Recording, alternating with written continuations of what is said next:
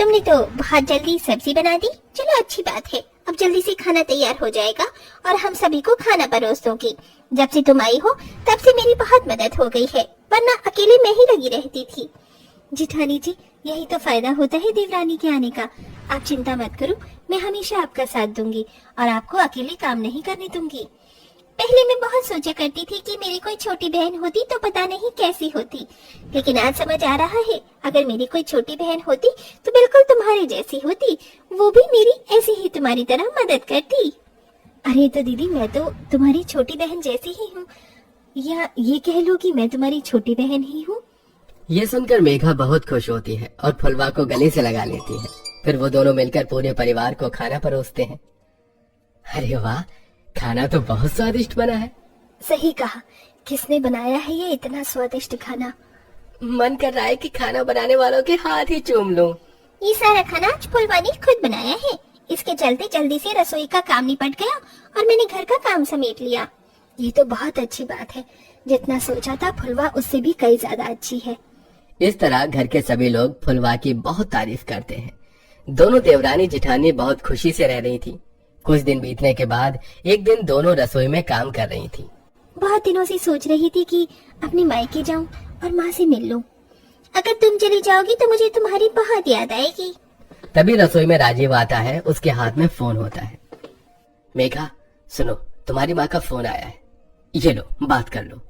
जैसे ही मेघा अपनी माँ से बात करती है, उसकी माँ फोन की दूसरी तरफ से कहती है, अरे बेटी, मुझे तेरी बहुत याद आ रही है। मेरी तबीयत ठीक नहीं है तो फौरन घर पर आ जा। अरे माँ, आपको क्या हो गया है? आप चिंता मत कीजिए, मैं फौरन आ जाती हूँ। इस तरह मेघा उसी दिन सारे काम छोड़कर अपनी माँ की देखरेख के लिए अपने मायके आ जाती है। अरे बेटी, तू आ गई, अच्छा हुआ तू आ गई, मुझे तेरी बहुत याद आ रही थी। माँ, आपकी तबीयत कैसे खराब हो गई? ये क्या हुआ है आपको? डॉक्टर ने कहा है कि मुझे अस्थमा हो गया है, बस इसीलिए थोड़ी तबीयत नाजुक है। माँ, आप चिंता मत करो, मैं आपका ध्यान रखने के लिए यहाँ पर हूँ। और तेरे ससुराल में क्या हो रहा है? यहाँ तो तू आ गई है अपनी माँ के पास, वहाँ तेरी सास ससुर पति देवर अकेले हैं, उनका क्या होगा? माँ, आप चिंता मत करो, अब तो मेरी बहन जैसी देवरानी आ गई है, वो पूरे घर को अपने आप संभाल लेगी। ये सुनते ही उर्मिला अपने मुंह पर हाथ रख लेती है और कहती है, अरे बेटी, तू बहुत भोली है, तुझे नहीं पता आजकल की लड़कियां बहुत चालाक होती हैं, अपनी जेठानी के निकलने का इंतजार देखती हैं। ये आप क्या कह रही हो माँ? अरे बिल्कुल सही कह रही हूँ, तेरे पीठ पीछे अगर उसने सारा घर खुद हड़प लिया तो तेरा क्या होगा? कहीं वो तुझे पूरे परिवार से अलग न कर दे। माँ, क्या ऐसा भी हो सकता है?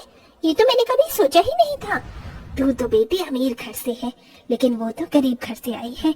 इतना भरा पूरा घर उसने कभी थोड़ी ना देखा होगा, वो तेरे हिस्से का भी हड़प लेगी। ये सुनकर मेघा दिन रात अपनी देवरानी के बारे में ही सोचती रह जाती है। जब वो अपनी माँ के ठीक होने के बाद अपने ससुराल वापस लौटती है तो सब लोग फुलवा से बहुत खुश होते हैं। ये देखकर वो और भी ज्यादा चिढ़ जाती है। अरे मेघा बहू, तू आ गई, चलो अच्छा है। तुझे पता है तेरे जाने के बाद फुलवा ने घर को इस तरह संभाला कि तेरी कमी महसूस ही नहीं हुई। माँ ने बिल्कुल सही कहा था, लगता है मेरी देवरानी ने सभी के दिलों पर कब्जा कर लिया है, लेकिन जिस तरह ये मेरे ससुराल के सभी लोगों के दिलों में चढ़ी है उसी तरह मैं इसे उतार भी दूंगी। मेघा उस दिन के बाद से धीरे धीरे फुलवा के सारे काम बिगाड़ने लगती है। अच्छा, इतना स्वादिष्ट खाना बनाया है सभी के लिए ताकि सब इसकी भर भर की तारीफ करें, लेकिन आज ये खाना खाकर सब लोग बहुत नाराज होने वाले हैं। मेघा सभी खाने में बहुत सारी मिर्च और नमक मिला देती है और वहाँ से चली जाती है। जब सभी फुलवा के हाथों का खाना खाते हैं तो उन्हें बहुत तेज गुस्सा आता है। हे भगवान, तुमने ये क्या खाना बनाया है? बस नमक और मिर्च ही लग रही है पूरे खाने में। अरे इतना नमक वाला जहरीला खाना खिलाने में अच्छा तो तुम एक ही बार में हमें जहर देकर मार दो, अगर तुम्हें हम इतने ही दुश्मन दिखाई दे रहे हैं तो। लेकिन मैंने तो खाना बहुत ही ध्यान से बनाया है, कुछ भी ज्यादा नहीं रखा, फिर नमक मिर्ची ज्यादा कैसे हो गया? भूत ने आकर डाल दिए होंगे, अपनी गलती स्वीकारने की जगह बहाने मत बनाओ। पूरा परिवार बिना खाना खाए ही अपने कमरे में चला जाता है और इस बात का मौका उठाकर मेघा सभी के लिए साधारण दाल चावल बनाकर उनके कमरे में उन्हें देने जाती है, खास तौर पर अपनी सास को। देखो माँ जी, मेरी जगह कोई नहीं ले सकता। अरे बाबू, तेरी जगह की बात नहीं है। शायद गलती से फुलवा से ये सब हो गया होगा। हमने आज उसे कुछ ज्यादा ही डांट दिया है। मैं उसे देख कर आती हूँ। शकुंतला ऐसा कहकर अपनी छोटी बहू के कमरे में जाती है और उससे बोलती है, अरे फुलवा बहू, ये क्या, तुम तो रोने लगी। हमें माफ कर दो, हमने कुछ ज्यादा ही डांट दिया है तुम्हें आज। नहीं माँ जी, मैं आज के बाद ऐसी गलती दोबारा नहीं करूंगी। अरे कोई बात नहीं बहू, गलतियों से ही तो इंसान सीखता है। इस तरह शकुंतला और फुलवा को एक दूसरे से बातें करते हुए देख मेघा को बर्दाश्त नहीं होता। कुछ ज्यादा ही चिपक रही है मेरी सास मेरी देवरानी से। अब तो इन्हें अलग करना ही होगा। अब तो इस देवरानी की बच्ची को घर से बाहर करना ही होगा। रोजाना मेघा कोई न कोई काम बिगाड़ कर फुलवा को अपनी सास से डांट खिलाने लगती है। एक दिन रसोई में मेघा पकौड़े बना रही थी, वहीं उसकी सास भी खड़ी थी। जैसे ही रसोई में फुलवा आती है, वो जानबूझकर तेल इस तरह गिराती है कि शकुंतला को ऐसा लगता है जैसे फुलवा ने उसके पैर पर जानबूझकर तेल गिराया हो। हे भगवान, ये तुमने क्या किया फुलवा? किसी का इतना बुरा भी नहीं सोचते। माँ जी, आपका पैर तो जल रहा है। अरे राम, मैं मर गई। मेरी तो जिंदगी ही बर्बाद हो गई। इस कलमोही करम जली ने मुझे जला दिया। अब ये इस घर के अंदर नहीं रह सकती। चल निकल, अभी के अभी इस घर से बाहर निकल। नहीं माँ जी, मुझे घर से मत निकालिए। मैंने कुछ नहीं किया। जो भी हुआ है जाने अनजाने में हुआ है। मैंने आपके पैर पर गरम गरम तेल नहीं गिराया। शकुंतला फुलवा की एक नहीं सुनती और वो उसे घर से बाहर निकाल देती है। घर से बाहर बहुत तेज बारिश हो रही थी और बारिश के मौसम में बेचारी फुलवा भीगते हुए दरवाजा पीटती रह जाती है, लेकिन कोई भी दरवाजा नहीं खोलता। जब रात को पंकज अपने ऑफिस से आता है तो वो अपनी पत्नी को बारिश में भीगते हुए देखता है। फुलवा उसे सब कुछ बताती है। अगर ऐसी बात है तो चलो फिर हम यहाँ से चलते हैं। जिस घर में तुम्हारी जगह नहीं, उस घर में मैं भी नहीं रहूंगा।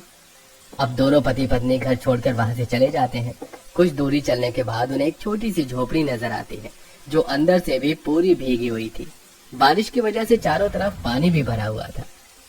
फुलवा, बारिश हो रही है, तुम यहीं पर रुको, मैं एक तिरपाल खरीद कर लाता हूँ।